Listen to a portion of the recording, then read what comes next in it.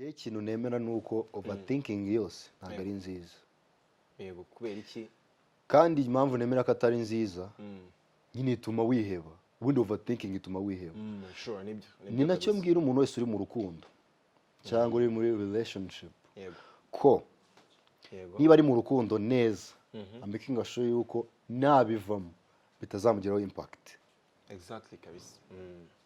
Nyine akunda ariko afite akenshi ngiye abantu ngo tumeze mbona ko impamvu umuntu agira depression ari uko ava mu rukundo ntagire ikindi kintu ajyamo.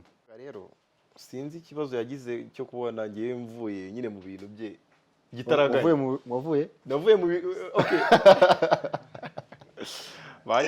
Banyarwanda uyu muntu sinzi nawe ashaka kumva. Hey guys, meze mutesi twagarutse kabisa kuri Dreamline show. Ndi kubanza kwitamo. Mba nkubona rwose kawaii kameze meze neza. Meze neza cyane. Akubona kabisa. Bo amakuru. Amakuru ni meza, Kigali meze neza nubwo ari mu tubazo. Tubazo se twabura man. Aho byatubura. Ibibazo ntabwo bijya bibura nk'ubu ngo ibyo mfite biruta uko ngana. Biruta imyaka yanjye. Ni byiza kugira ibibazo bituma umuntu ariko ntabwo ari byiza guhora tuvuga ngo ibibazo ngo wiki watandi wati. Nyiriwe neza dukurikiranye. Twongeye twagarutse nk'abahungu banyu muri Dreamline show. Mazina yanjye ni Ricky. Izina nanjye nitwa Shema. Ubwo nyine twabaye nk'abavandimwe. Yitwa Shema nitwa. Kubera guhorana cyane. Mpora mvuga ngo Ricky ibaze ko nanamwite nk'abandi nitwa Shema na Ricky nk'ibisanzwe kuri kamera turi kumwe na Bonheur. Buramutse umukeneye ko gukora ibintu nk'ibi ngibi nyine. Yakora ibiganiro byiza nk'uko musanzwe mubibona bakorera neza. Mu biraka abantu umuhungu akeneye gutera imbere. Gutera imbere mu biraka. Wambaye neza man. Nawe wambaye neza cyane sare. Yako no ako man. Ariko urambona utsi. See the outfit. Unagomba kurijisha. Byagenze biteze. Byagenze neza. Ko waze washyizemo agakote uvuye. Mvuye mu bintu byinshi mbona uko. Naguvuye ku dating asa? Ni rukanto ya. Naguvuye kuri date. Rukundo rwarangoye cyane muri minsi. Inkondo duhora tuvuga byaranze na n'ubu. Ase abadukurikiye kuki nta mwana wakwandikiye. Nta numbeshye, nta n'urambeshyira gose. Nta nurakubwira ngo nibeshye nimero. Kareka. Nandikirwa n'abajene gusa nkamwe. Bakubwira ati we bimeze bite? Yego nyine nuko byifashe. Bimeze ute se wowe Kigali imeze neza? Man nje ntari mbona umutima mubi kabisa. Anyway, ikiganiro cyacu abantu bari kugikunda. Cyane. Gikunda pe. Nanashimira abantu bose bari kutureba. Abantu bakomeje gukora subscribe. Mwagize neza rwose kureba ikiganiro cyacu. Turabakunda kandi tubategura ibintu byinshi byiza. Turi kubategura ibintu byiza cyane mu bindi biganiro bizakurikiraho. Dushimira Bonheur, twongera kumushimira. Bonheur uri inyuma y'ibintu. Abari kumwe natwe buri munsi. Ntabwo yabyoroshye. Man. Urabizi ko nakora cyane. Yicaye hariya kuri kamera bari focused. Abayanze kuvaho kabisa. Abayanze kuvaho arya ari uko tuvuye mu kiganiro. Ananywa no kumaza uko avuye kuri kamera. Nawe arigenewe no kwitsamura. Nta no mushera abayemerewe. Yango atazamwicira akazi kacu. Shema, so uyu munsi rero ndashaka ko tuza kuganira cyane hagati yanjye nawe umubano wacu. Wanje nawe? Yego. Ese nawe turabana? Umubano wanjye nawe yakenewe. Nawe ntabwo tubana bro. Dukeneye kongera umubano wacu. Sumvishe ko usigaye witiranya n'amazina yawe n'ayanjye. So, okay. Ariko tugomba kuneza audience yacu. Yes. So, ubona ari iki kintu kiri gutuma abantu nyine barushaho gukunda ibintu biganiro byacu. Turabizi urugendo twatangiye amezi ashize. Kuva ku mutumirwa wa mbere Pauline byari byiza. Akubona bibuka man. Ndabibuka Pauline twagize umujene wadufashije cyane. Nawe muniga Prince yadusekeje. Urane umutipe wa audience yagiye izamuka kubera we. Bagiye bavuga ati umuhungu kabisa afite courage muzamugarure. Ako ntabwo twamugara mu biganiro byose hapi. Tuzaza ndi muntu murenza ariko nawe yararenze ahari ntamnyumve nabi. Prince ni n'umuntu no muzima busanzwe wakomeje kumfasha cyane mu kariyeri. Ngiye nkora utuntu twinshi. Yes. Ziki. Ni umubeka mwiza cyane. Nabonye ari hanze sinzi ibintu arimo. Prince ari hanze agera hanze akongera akagaruka. Abo ni twa tuntu twe tujya dushira. Ari muri movement. Reka nkubaze ikibazo. Yego. hano mfite ikibazo kimwe kivuga ngo ese uramutse wemerewe gusangira dina nyine gusangira n'abantu batatu yego baba ari bande ese ni ukubera iki gusangira ibyo kurya ndavuga ibyo kurya abadukurikiye bumve wakunda usangira n'abantu uvuga ati uyu munsi ndajya kuri hoteli runaka gusangira n'umuntu tu bo abantu batatu mu buzima bwawe b'ingenzi kandi umbwire n'impamvu ari buhisemo bo abantu batatu nasangira nabo dina harimo abantu ndi buvuga bashaka gutungura it's okay of course agomba kuba mu mubyeyi wanjye umwe nkunda mama cyane mama what about dad he's there ibyo tuzabigarukaho nyuma okay mubyeyi w'abagabo abazi imana ntago amutungura wakubwira ati wembe imbere we abantu muri comment nawe mwatubwira ababyeyi wa papa ntago baboroshye baba bari guhangana n'ubuzima cyangwa uri wa mwana nyine byandi bavuga ngo uriya ababyeyi wana abahungu n'abandi ababyeyi bakunda abakobwa urumva nka mushiki wanjye we yavuga papa nkanjye nabwira mama nyine niwe waza kuko papa arumva bari mu tuntu twinshi mama niwe nahamagara akaza twinjoyinga ko mama akunda kumbona nishimye kandi ntekereza ko icyo gihe naharanira ko ambona muri ya shusho aba yifuza kumbonamo yego ubundi umuntu atumira wowe buriya wowe twanyuranye muri byinshi twabaye abantu twabaye none aho Imana itugejeje iracyakora no kutuzamura so rero ishimye cyane undi muntu nahamagara rero nahamagara umuntu unyishimiye w'igitsina gore no ni benshi mwana gukwishimira turigana mani twiga ku kigo kimwe ndabizi nubwo wenda tudakora ahantu hamwe sinzi ngo abo mukorana mu kazi bimeze bite ari abantu twigana nabo dukora nabo byihoreye ese ko bagukunda mbizi ni bose bazaza bose kandi nakubitisha impano batatu ariko uri kuvuga story yawe nzi ko aribo bakunda oya ibyo ngibyo tubiretse mani ase ubundi uracyafite sheri cyangwa byararangiye by'abakunzi ibyo tuzabigarukaho ikindi gihe oya ntabwo twabigaruka twagarutse nibuka ko ikiganiro turi kumwe na Prince urakibuka ndakibuka cya kabiri cya gatatu sinzi ikiganiro twakoze ni part 2 twajemo wavuze ko tuzabigarukaho ntawe mfite reka tubigaruke ntawe amahirwe ugize Prince arimo araducalenga cyane none njye nawe turahari turahibereye ntawe mani ndashaka unsubiza uwa gatatu winyinjirira mu bibazo mumbarizemo gatatu nyine umuntu wese waba unyishimiye w'icyo gihe urumva ntawe bro ni benshi umuntu wese azizana ni wowe nawubwiye ngo abantu uzasangira nabo by the way shout out ku mukobwa wese wampaye agaciro mu buzima bwe ngo ndavuga aba ex banjye ndacyatera imbere no aba ex bawe muracyabirimo oya ndacyatera imbere bari bazi ko nzapfa bazi ko byarangiye none tishara boneri niwe ugira insetsa ati satani yari jya bari mu bintu byawe ariko nanjye ndi mu bintu byiwe none ushaka kwereka abex bawe kuri mu kazi ngo akuna karimo mano meze neza bari bazi ko nzapfa nyine ni banyanga akaje bo nigeze gucaho mu modoka wa yari yawe cyangwa ngere ngiye ushaka kumenya ibintu byanjye uragucanga byarancanze already nawe uva mu rukundo nari nzi ko uzahita upfa shaba ari wihebye muvandi tuwe tugarukiye aho oya ntago twasimbuka reka abantu mudukurikiye no muje nakunda gusimbuka topic ntago tuyiva ntago by the way according to your experience niye nama wagira ndashaka umuntu wa nyuma bro niye nama wagira umuntu wumva ko aramutse avuye muri relationship yiwe yaba ahombye ikintu gikomeye kandi akabitekereza kirimo nta n'ikibazo cyabayeho niye nama wagira umuntu akakanya yaba mu bantu badukurikiye ukiri muri relationship akirimo ubutuvugana yego ariko akumva ari mu rukundo ari mu rukundo ameze neza kumva ko ayivuyemo yaba atakaza ikintu gikomeye mu buzima bwe kabone nubwo ubu ngubu yaba kimeze neza agatangira kubitekereza hakiri kare niye nama amugira kuko urumva ibyo bintu bituma break up ziva abyirinde bitaraba se cyangwa nyine icyo kintu cyo nshaka ese abikomereze kubitekereza overthinking mu rukundo uremewe like nko kuvuga ati ngo nk'umukobwa wanga umuhungu ati ngo nahazaza afite ibyo bintu byumva gute man ngiye ikintu nemera nuko overthinking yose ntabwo ari nziza yego kubera iki kandi impamvu nemera ko atari nziza nyine ituma wiheba ubundi overthinking ituma wiheba sure nibyo ni nacyo mbwira umuntu wese uri mu rukundo cyangwa uri muri relationship ko niba ari mu rukundo neza amaking sure yuko nabivamo bitazamugiraho impact exactly kabisa nyine akunda ariko afite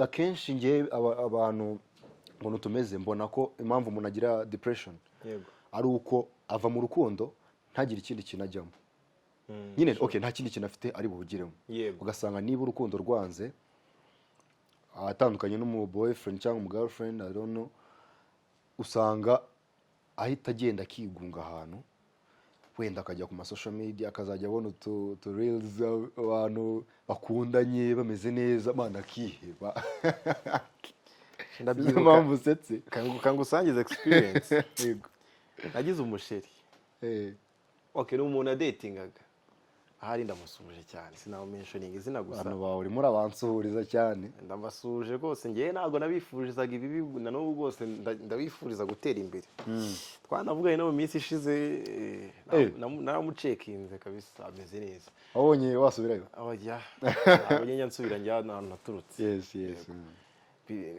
ariko ntunyumve nabi sinjya nsubira ahantu naturutse ku muntu wanyanze yarakwanze yaranyanze mwana bro yarakwanze sho yaranyanze icyamamare ariko Rwanda muratinyuka man yarakwanze umukobwa yaravuze ati wapi we ntago byavamo yavuze ati ntago uri mwiza si cyangwa ntago uri mwiza wapi mu bugaragara cyane ntago uri mwiza mu rukundo ati ngewe mba numva ntago ngukunda ntago ndi kukwishimira ariko natunguwe ejo bundi natunguwe my dear guys niba ari uko ubona umuntu yamuvinze zone kuki abantu bakunda umuntu wamuvinze zone ariko umuntu wabihuye akagenda umuntu abazi ko reka mbikubwireho mfite experience man umuntu abazi ko iyo akwanze uzahita upfa kurya azajya yumva haguciye hose avuga ati reka ndeka kubyita gutya kurya azajya abantu bumva ko iyo umuntu ari muri relationship nagenda ngo utahari nawe uzahita ugwa hasi abantu baribeshya that's a very big mistake dushobora no gutandukana tugakora break up nkamera neza kuruta uko nari meze yewe ndi kumwe nawe bitewe n'ukuntu wakomeje kumuvinga on wenda naguhaga time nini cyane sinite ku bintu byanjye ukabura umwanya wo kwitekerezaho no kuzamura level y'ubuzima kandi ngiye kwitekerezaho kwanjye ntago ari ukuvuga ngo gesenge ejo nzambara iki ngejo no kwitekerezaho kwanjye ni nzaguka gute muri ubu buzima nzavaho narindi gute kugira ngo ngiraho rero kangusangize kubyamana y'inyigikomeza uwo mukobwa rero sinzi ikibazo yagize cyo kubona ngiye mvuye nyine mu bintu bye gitaraganye navuye mu okay banyarwanda uyu muntu sinzi nawe ashaka kumva I was just asking navuye mu rukundo igitaraganye nagiye nk'abagesera mu rukundo direct ndagenda rwose ndiyanura umuhungu umujene mba niruka arikanga cyane avuga ati ntabwo ibi bibaho gute yagenda ko nzi ko ankunda nk'inka ya zero ntabwo arazi ko mukunda nk'inka ya yari nduzi ko utarafata ariko no yifata yari azi ko mukunda nk'inka ya zero noneho ibanziza rimwe abona umuhungu ndiyanuye ndagiye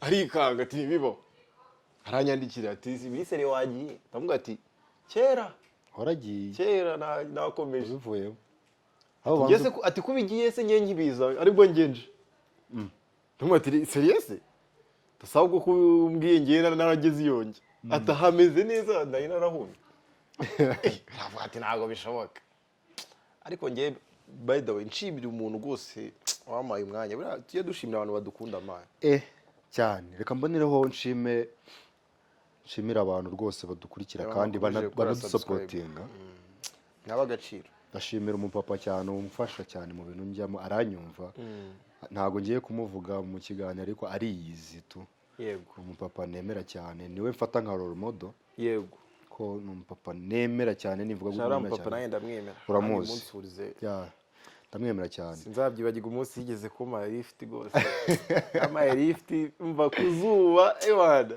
respect to him ariko tujye duha agaciro abantu mani badukora iki ko bigomba kumera mani ikintu cyambere cyo kuturanga ni discipline ahora bimbwira ahora bimbwira ati discipline niyo ya mbere yego ufite discipline nibwo abantu bagukunda nibwo ugira connection nibwo ugira ibintu byinshi discipline izana umugisha hari igitabo nasomye kivuga ngo ubundi title yanditse ngo discipline the key of success bivuze ngo ni key ya success nuvuga ati witaye utaye urufunguzo rwa success kuko ushobora no kuba successful ugira imico mibi cyangwa se utari disciplined nyine mu bintu byawe yes abantu bakabura nyine bakaluzinga interest mu bintu byawe kandi iyo luzinze interest batangira kugenda bava mu bintu byawe niba uri umu businessman ugatangira kubona urimo attracting igice kimwe cy'abantu nyamara iyo aba wicishaga bugufi attracting igice kinini cy'abantu benshi yego so ni important rero kujya discipline cyane so ndibuka Prince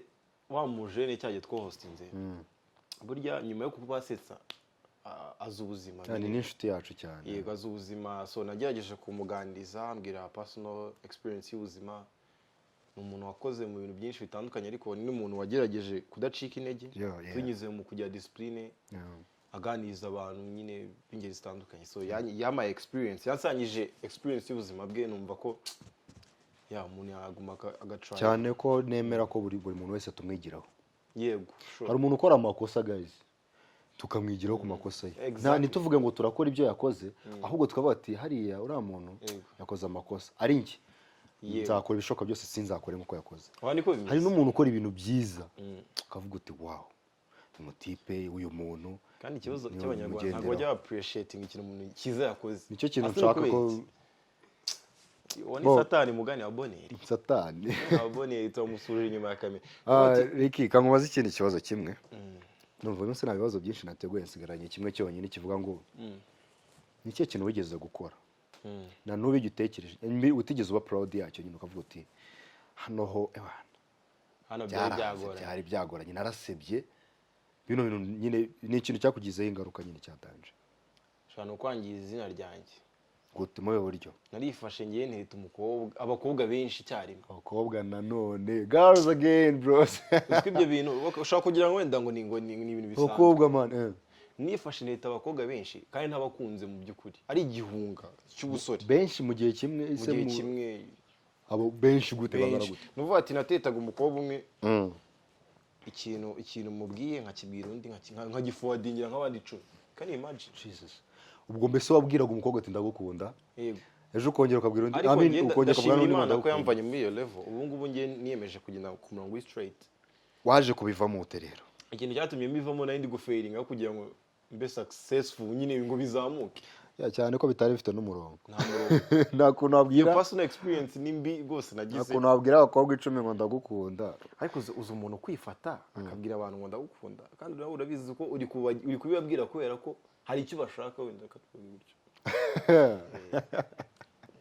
ibyo bintu ntago byanejeje ikindi kintu ni ugusuzugura umubyeyi ariko umubyeyi yambwira ati ngo izi saha nizigera utarataha nkamurakarira sure biriya bintu ntago numva ko ari ubugwari kiriya gihe mbimenya nari kuba namwumvisha kuko buriya gutinda kurakarira umubyeyi ari kubwiza ukuri ntibimara kabiri utabibonye umaze kugera hanze njye ubuzima nagiye ncamo narasuzuguye reka mbabwize ukuri hari ahantu nageze ewana kirandenga nkajya numva nshaka gukora ibintu nshaka ariko ikintu nagira inama ku rungano rwanjye wenda nta mubyeyi ukubwira ikintu agamije ikibi nta mubyeyi ukubuza gukora ikintu agamije ikibi sibyo umubyeyi yakubwiye ati telefone yireke cyangwa igihe runaka ari uzajya uyikoresha byumve aba afite impamvu ari kubikubwira hari umubyeyi wanga umwana w'ubundi mbe nambe ntawe erega ugomba kumva ko we afite urugo arubatse ari kureba afite inshingano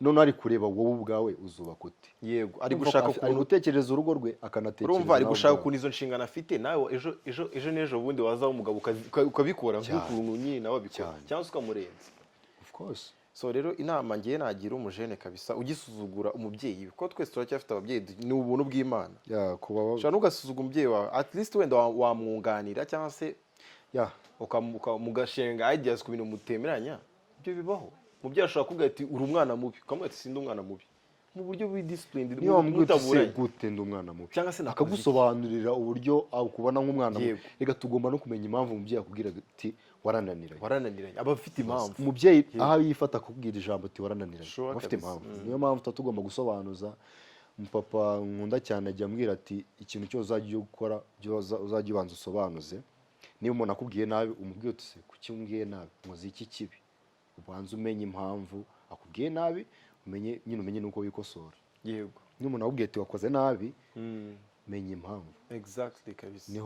niho ya discipline izira rero. Yego tunagana ku musozo rero umva komeza gushimira Bonheur abari inyuma ya kamera cyane, aba subscribers bari kwiyongera umunsi ku munsi, ni ibintu by'agaciro. Turashimira abakunzi bacu twaturutse kure, nkabyibuka kavuye kuri zero, ibintu mwabaramwe ntabwo biba byoroshye umuntu avuye kuri zero. kavuye kuri zero tujya kuri rimwe kabiri, imwe iri kugenda izamuka, ubu ngubu bigeze mu mibare ntazi kubera mwebwe. ni iby'agaciro cyane, turabashimira cyane rwose cyane. Boriki kangushimire kubw'uyu mwanya, uri mu tuntu twinshi, uri mu kazi, wihangane kuba nagukoye mu kazi kawe. It's okay, nta kibazo. Bose nakwirukana uzo ndebe, tujye kubinywera, nanyirukana nzaza mubwira ati bya bintu byabaye, tujye kubinywera, amasezerano yasohoye. Ariko bayida ntabwo yakwirukana kuko tugomba ibintu byose tugomba gukora ni ugusenga, ni umugisha y'Imana, Imana niyo ibirimo, sibyo? Imana mushimire, Imana niyo ituma njye nawe twaravuye hahandi, njye nawe. Okay, reka ngushimire, n'iminota yatujyanye, ikirere kiri guhinduka, ibintu ntabwo kimeze neza. Kangushimire cyane kandi wakoze, n'abakunzi bacu badukurikirana mwakoze cyane, mukomeze mubane natwe, mukomeze mudukurikirane, ni umugisha kuba tubafite kandi turabakunda cyane. Ciao ciao.